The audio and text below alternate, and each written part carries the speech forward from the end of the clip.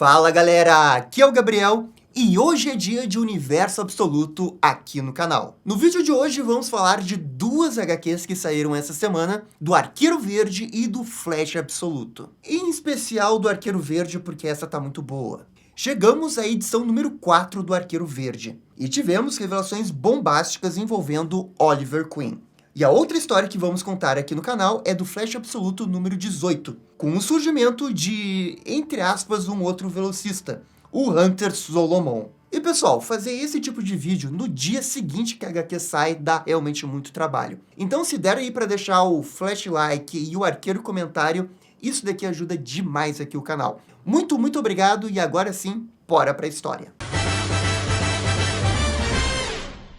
E só antes de começarmos, vamos relembrar o que está acontecendo na história do Arqueiro Verde. A Canário Negro segue com sua investigação para descobrir quem é o Arqueiro Verde. Ela chegou até o principal suspeito, Roy Harper. O milionário foi visto escavando a própria tumba do Oliver, mas não encontrou nada. O Roy parece mais um maluco que acredita em teorias da conspiração, e ele está disposto a provar para Dinah que está certo. Eles invadem um aeroporto particular do Hector Raymond, e no nível do subsolo, encontram uma espécie de laboratório que realiza experimentos. Antes que eles pudessem investigar mais, um monstro aparece, e esse monstro é o Solomon Grundy. E agora sim, vamos para a edição número 4. Solomon Grundy ataca Canário, que revida atirando no monstro. O problema é que as balas não fazem nem cócegas nele. Então Dinah pula no pescoço do monstro e atira queima-roupa. Agora sim, isso funciona. Solomon Grundy cai no chão. E em narração, a Canário lembra sobre as palavras de seus pais sobre nunca se subestimar ou de recuar. Por isso, ela atira várias vezes na criatura para garantir que ele morreu. Só que quando a Dinah se vira, ela não encontra o Roy Harper. A HQ corta para mostrar o Arqueiro Verde atacando os seguranças da empresa do Raymond. Parece que o objetivo do arqueiro é conseguir algumas informações nesse computador. E como ele guardou a mão do Hector Raymond que ele cortou numa das primeiras edições, isso não vai ser um problema. E agora, realmente, a HQ vai entrar no modo quadrinho de terror. Dinah encontra diversos corpos que estão sofrendo algum tipo de mutação. Pelo jeito, Solomon foi uma das vítimas desses experimentos. Isso tudo deixa Dinah enojada. Ela espera que, com essas provas, o ricaço finalmente seja preso. A sala seguinte é a mesma que o arqueiro matou o segurança. E Dinah encontra o computador que o arqueiro desbloqueou. E enquanto isso, descobrimos que Hector Raymond está na mesma instalação e punindo uma pessoa chamada Holloway, na qual o vilão suspeita ser o arqueiro. Holloway foi o segurança do Oliver, mas ele alega ser inocente. Na verdade, o segurança odeia o Oliver por tê-lo demitido.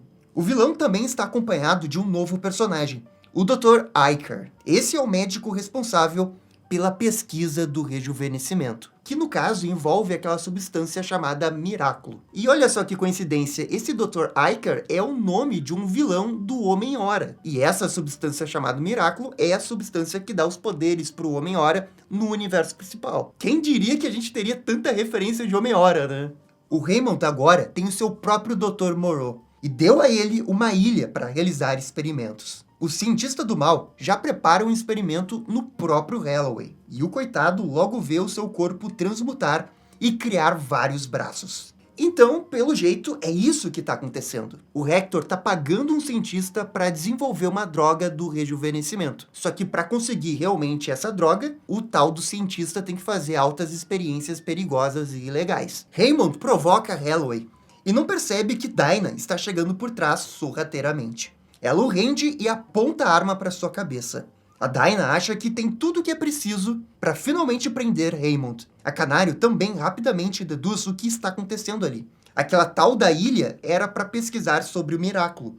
O Dr. Iker fala que o Miraculo foi um ponto de partida sim. Aquela versão da droga só funcionava em algumas pessoas.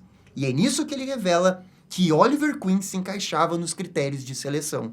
Ou seja, além de matar o Oliver Queen, eles usaram o corpo do Oliver para fazer experimentos. E ao saber disso, Dinah se irrita e atira na perna do Hector. No final de tudo, Roy Harper tinha razão. Eles violaram um bom homem. E isso é algo que Hector não concorda. Ainda assim, para Dinah, Oliver Queen era 10 vezes mais homem do que o bilionário. E aponta a arma para ele. E E aqui a gente vai ter um flashback de 2 anos atrás. O Hector fala que sim, conheceu Oliver Queen. O tal do Edwin contou tudo sobre o Oliver para ele. O Hector chegou a se encontrar com Oliver Queen quando ele estava com Edwin, o filho do rei de Vlatava. Mas ele logo é dispensado.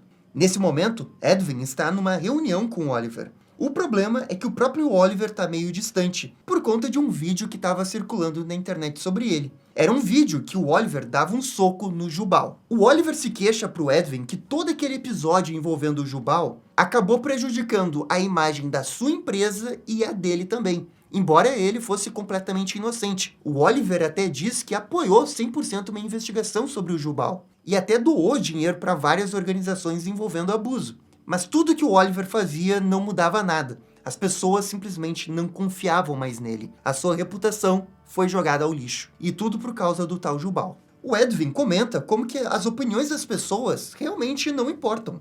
Só que pro Oliver, importa. Ele criou a Green Arrows porque queria ajudar as pessoas. E agora todos odeiam ele. Star City é uma das cidades mais ricas do mundo. E ainda assim, 1 a cada 4 pessoas vive na pobreza.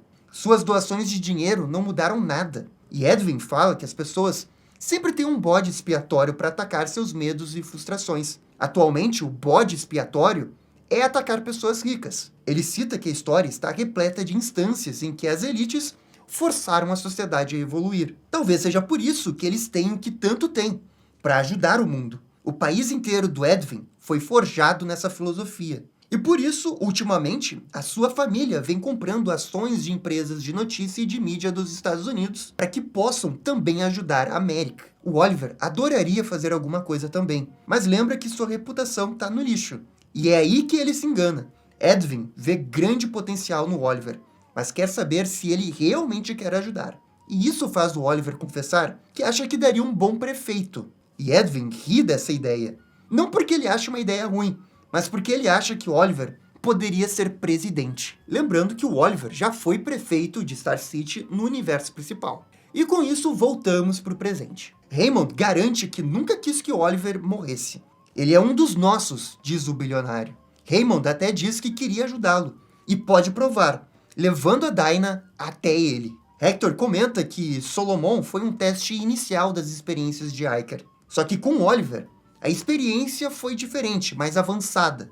E assim Raymond tira o lençol de um dos experimentos e é revelado o corpo de Oliver Queen, completamente deformado. Velho, que imagem bizarra. E isso daqui muda tudo, né? Porque a gente estava teorizando até a possibilidade do Oliver Queen secretamente ser o Arqueiro Verde, com alguma explicação maluca de que ele estivesse vivo, mas agora fica bem difícil de acreditar, né? Um outro corpo do Oliver Queen é uma baita reviravolta. A própria Dinah comenta na história que tinha esperança que o Oliver estivesse vivo de alguma forma, e agora sua esperança cai por terra. Dinah fica chocada e abaixa a arma. Isso permite que Raymond grite pelo Solomon Grundy. Sim, o monstro pode reviver. Agora, mais feroz, a criatura ataca Dinah, que não pode fazer nada.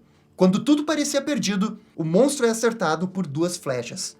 É o Arqueiro Verde, e o impacto das flechas faz a criatura perder o equilíbrio e bater nos computadores. Solomon leva uma descarga elétrica poderosa, só que isso não é o suficiente para detê-lo. Com apenas um golpe, ele acerta o arqueiro e o manda para longe. Dinah responde rapidamente e atira no calcanhar de Solomon. O monstro cai, e isso permite que Dinah e o arqueiro fujam. Grundy simplesmente joga uma cadeira no arqueiro, que cai. Hector, que ainda estava ali, fala que o Grundy é o único monstro das experiências que tem essa capacidade de ressuscitar e seguir ordens. E o Hector Raymond fala isso com toda a arrogância do mundo, dizendo que gastou milhões de dólares para fazer isso. E é essa arrogância que realmente irrita a Dinah. Ela não aguenta mais esse bilionário. Canário fala que não importa o que vai acontecer, precisa vencer esse monstro. E então, aquela enxaqueca volta, e a sua visão fica borrada. Tudo dói. Ah, agora eu entendi o que eles estão fazendo. Esse negócio da enxaqueca é um build-up para os poderes da Dinah. Ela vai ter sim os poderes, com certeza. Tanto que nesse painel aqui, eles usaram esse fundo azul com essas ondas, que para mim representam os poderes do grito da Dinah. Mas Dinah segura o que está sentindo e leva uma porrada do Solomon. A esperança da Canário é que o arqueiro tire uma carta na manga. Ela pensa como que tudo isso não pode ter sido por nada. E então Raymond ordena que o monstro corte a mão do arqueiro. Os dois ficam frente a frente, e no último painel, a mão do arqueiro é decepada. E aqui termina essa quarta edição. As coisas realmente estão pegando muito fogo na HQ do Arqueiro Verde. Tô achando tudo isso muito legal. Agora, a dúvida que fica é o que aconteceu com o Roy Harper. Ele simplesmente sumiu da HQ. Eu não sei se eles estão tentando insinuar que o Roy Harper é o arqueiro, porque, bem, ele sumiu e o arqueiro apareceu. Suspeito. Bem, dito tudo isso, vamos para a próxima HQ, que é a HQ do Flash Absoluto. Desde o incidente com a Tony, o Wally se mudou para Central City e vem morando no abrigo do Ralph Dibny. O DOE está tentando capturar o Wally, e o Wally está tentando encontrar o seu pai, e também Eleanor. A Trickster revela que a Eleanor está no Kansas, se escondendo junto com o Brainiac. E agora sim, vamos para a edição 18, que é a edição que vai aparecer pela primeira vez o Hunter Zolomon. Linda quer que o Wally revele sua identidade e se torne o herói de Central City, assim como Mulher Maravilha é para Gateway City. O Grodd concorda com essa ideia, o que até faz o Wally ficar um pouco com ciúmes, já que é ele quem tem todo o elo mental com o Grodd. Ainda assim, Linda tem um ponto. Vai ficar cada vez mais difícil dele esconder sua identidade secreta. E o Wally sabe disso. É só que ele não está pronto ainda. O melhor seria ir o mais longe possível, cogita o velocista. Mas é então que Ralph Dibny aparece junto com sua esposa Sue. E eles falam que o Wally não vai em lugar algum. O casal já sabe que o Wally é o Flash. Mas é a primeira vez que Sue vê o pequeno Grodd. Ralph lembra que o abrigo é a sua casa. O que mais preocupa o Wally é colocar os outros em perigo. E eles tentam fazer o Wally pensar melhor no seu próximo passo. O que o Wally quer nesse momento é encontrar o seu pai, que ficou preso no Steel Point lá no final da primeira saga. Então, do nada, Ralph começa a derreter. Pior ainda, não é só ele, a Sue também. É um verdadeiro pesadelo. E então cortamos para uma semana atrás no DOE. O elegante agente Zolomon aparece para se encontrar com o diretor Bones.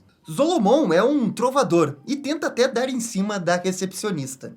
Enfim, a reunião com Bones começa e Zolomon é apresentado a Eleanor Tawne, que tem um pequeno trabalhinho de limpeza para o agente. Zolomon conhece Tawne e tudo o que aconteceu no Projeto Olympus. Só que nesse momento, o que aconteceu em Colorado não importa. Ela o quer em Central City. Tawne explica quem é o Flash e precisa que o mesmo seja capturado. É dito que o agente possui poderes que são perfeitos para essa situação. Só tem uma coisa, a informação de seus poderes deveria ser ultra secreta. E claro que ele reclama que a Tawne sabe disso. Mas acontece que a Eleanor Tawne sabe tudo sobre o Zolomon, até como ele conseguiu os poderes. Há 2 anos, ele teve um encontro enquanto estava investigando algo que é censurado na HQ.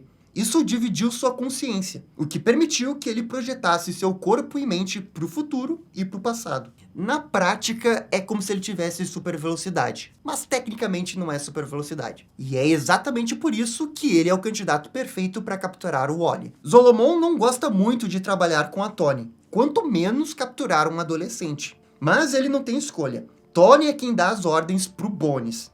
E para garantir que ele vai cooperar, Tawne fala que congelou suas contas bancárias. Ou seja, ele não tem opção. Bones ainda diz que Zolomon não estará sozinho. Vai mandar junto com ele o velho. E isso irrita Zolomon, que não gosta nem um pouco da ideia de trabalhar com esse velho, justamente porque ele não é controlável. Mas, como diz a própria Tawne, é exatamente isso que o faz ser o candidato perfeito. E com isso, voltamos para o presente. O problema das pessoas se transformarem em monstro está se espalhando pela cidade. Numa praça, Zolomon revela que tudo isso é culpa do tal velho. Mas Tawne não tá nem aí, desde que isso atraia o Wally. A verdade é que Zolomon tá um pouco preocupado, até porque foi ele quem prendeu o velhote pela primeira vez. E agora o mesmo está fazendo esses truques numa escala nunca antes vista. E a Tawne revela que Brainiac fez um pequeno upgrade nesse velhote, e é exatamente por isso que seus poderes foram ampliados. Pega esse cameo totalmente aleatório do Brainiac. Me pega muito que a Tawne tá morando no mesmo lugar que o Brainiac. A situação em Central City está péssima. Tudo isso parece obra de vilões, mas Tawne garante ao Zolomon que eles são os mocinhos. De volta ao Flash, Wally e Linda foram os únicos que não foram transformados. É exatamente por isso que o Wally não quer ficar no abrigo. O risco aos demais é muito grande. Ele pega o seu uniforme e decide que está na hora de encontrar a raiz desse problema. O Grodd percebe que tem alguma coisa de errada e sai correndo pelo abrigo com a coitada da Linda tentando pegá-lo logo atrás. Enquanto isso, uma pequena mãe tenta salvar sua vida e a de seu bebê das criaturas. E quando tudo parecia perdido, Flash aparece para salvá-la. E o legal aqui é que o Flash se apresenta à moça e tenta até acalmá-la. Só que então aparece Hunter Zolomon. O agente tenta convencer o Wally a se entregar, e que também não está fazendo isso porque quer, e sim porque está sendo obrigado. Claro que o Flash não vai se render assim. O agente diz que viu o futuro, e que até levava uma surra do Flash. Por isso, ele vai mudar o futuro, e aparece bem atrás do velocista no segundo seguinte. A velocidade de Zolomon é incrível, mas tecnicamente isso não é velocidade. Ele está usando seus poderes para locomover pelo tempo, e o Wally não consegue acompanhar. Após vários golpes, o Flash cai e fica no chão. E a Toni ordena que ele o mate. Pô, mas peraí, isso não estava no acordo. Era para capturar o Wally. E agora ela quer matá-lo? Será que realmente o Hunter Zolomon é de matar um adolescente? Porque nesse último painel que ele aparece, ele tá parado escutando a ordem. Eu acho que ele não vai tocar essa ideia, não. Enquanto isso, Grodd corre pelas ruas gritando mentiroso, até que se encontra com o tal do velhote. Como se fosse mágica, a cabeça de Grodd desaparece. Linda chora desesperada, e é nisso que finalmente vemos a identidade do velho. Ele é o Abracadabra, e a cabeça de Grodd aparece na sua cartola. E essa foi a edição do Flash Absoluto. Olha, eu gosto muito do Jeff Lemire, mas eu simplesmente não consigo sentir essa HQ. Não sei se é culpa do roteiro, não sei se é culpa da ilustração, é um pouco dos dois, mas tudo me parece piloto automático total. E olha que eles estão tentando, né? Colocando o Hunter Zolomon, o Abracadabra, mas não acontece nada nessa HQ. Nada realmente interessante. Vamos comparar com o Arqueiro Verde e sim, o nível tá muito diferente. Mas também essa é a minha opinião. Daqui a pouco você tá gostando da HQ. Comentem aqui o que vocês estão achando de Arqueiro Verde e Flash Absoluto. E no mais, gente, muito obrigado por acompanhar o vídeo até o final. Eu fico por aqui e até a próxima. Tchau, tchau. E esse foi o vídeo das HQs do Arqueiro Verde e do Flash Absoluto. E aí, gostaram? Não gostaram? Deixem suas opiniões nos comentários. Se curtiram o vídeo, deixe aquele joinha e inscreva-se no canal para ficar sabendo absolutamente tudo sobre Batman. Obrigado, gente, e até a próxima. Tchau, tchau.